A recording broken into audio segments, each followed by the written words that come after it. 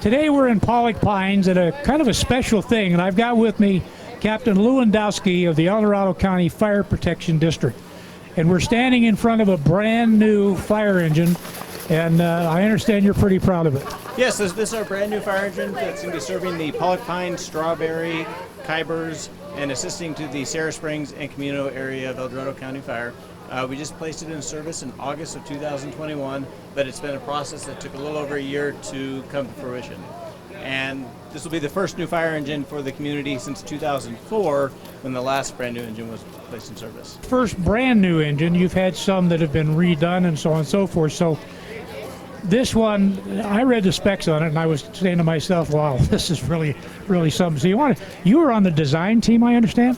Yes, so we have a apparatus spec committee that meets up. There's probably 5 to 6 individuals that come up with the design specifications for the apparatus that serve our different constituents and areas. And this one was specifically designed for the Pollock Pines area due to the limited access and rural environment that it needs some special changes that from our previous generation of fire apparatus. So what are some of the features that would make this different than a lot of the other ones we see on the road? So if you look at this one here, it has a step-down cap, so it's flat surfaces, so it's able to get into tighter areas compared to our raised-up cab that we have, as well as has a 12-inch shorter wheelbase, so it allows for a tighter turning radius and increased ground clearance with the independent front suspension. And I understand there's a lot of other stuff because you do get involved with rescue activities in different places, so tell me some about that. So on our apparatus, we're equipped for both swift water rescue response, both as a shore-based and water-based in the water operations. We also have high and low angle rescue equipment, as well as technical rescue equipment for vehicle extrication. So, and it's already seen action, I understand. Yep, this engine's now been in service since August of this year, so it's been to a local residential structure fire as well as involved in the Caldor incident response. During that time, it went into the basin when the fire was crested. The incident requested some local resources to assist until additional resources arrived, and this engine was one of the ones that went. How long have you been with the El Dorado County Fire District? I've been with El Dorado County Fire Protection District since 2002. So that's quite a while.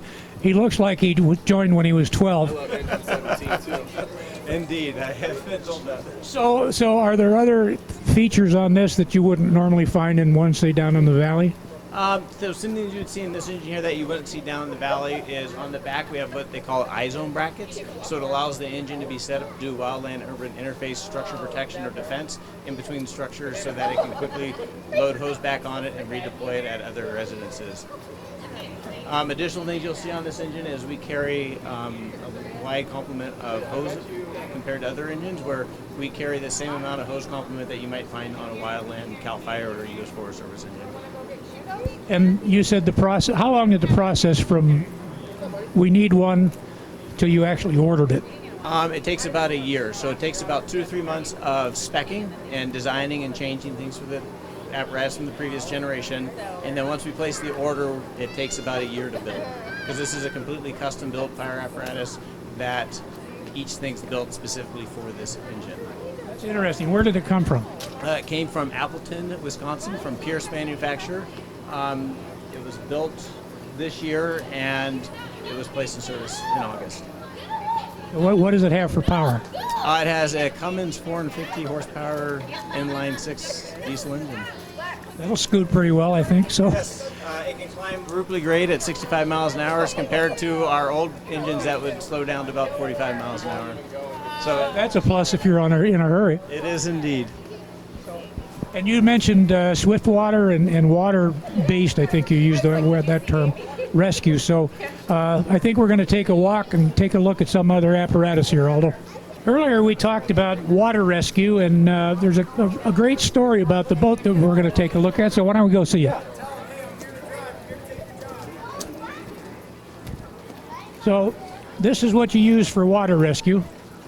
So this is a boat we have for static water sources that was donated by SMUD. They've donated $25,000 to the fire district to allow us to buy the boat, trailer, and motor, which we have available for static water rescue. So example would be Forebay Reservoir, Union Valley, Ice House, Slide Park Lake.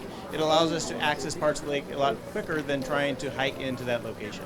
Static is like a lake versus a stream or a whitewater. So swift water would be an example of a stream, rivers. So like the South Fork of the American River, which we have going through our first due here, is something that would be the swift water rescue. So if you get called on that kind of an event, how do you handle that? If we could respond to that, we assist Dorado County Sheriff's Office because they have ultimate jurisdiction on it, but we assist them with it by having both shore-based rescuers and in-water rescuers. So we have some rescue swimmers that are trained to be able to actually enter the water and execute a rescue if it's deemed necessary.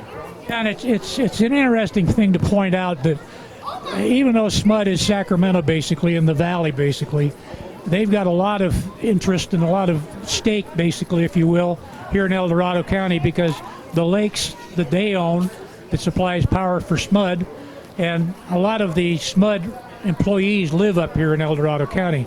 So not only does that make sense, it's just a great investment in protecting their assets as well. So let's take a look at this truck.